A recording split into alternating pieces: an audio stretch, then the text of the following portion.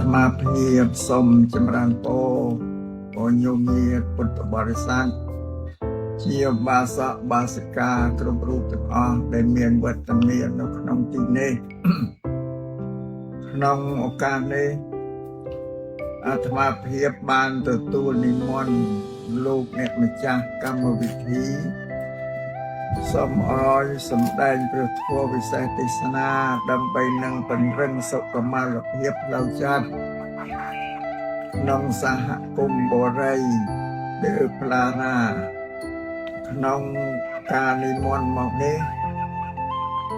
អាត្មាភាពក៏បានមានសំណាងមកជួបជុំនឹងញោមញាតិពុទ្ធបរិស័ទគ្រប់រូបទាំងអស់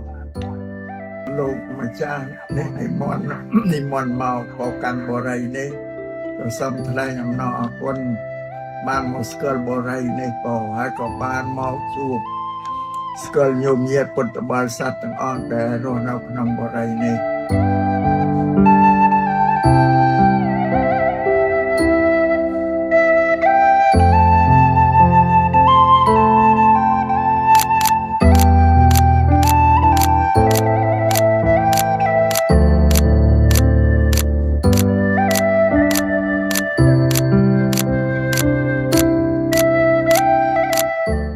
The Flora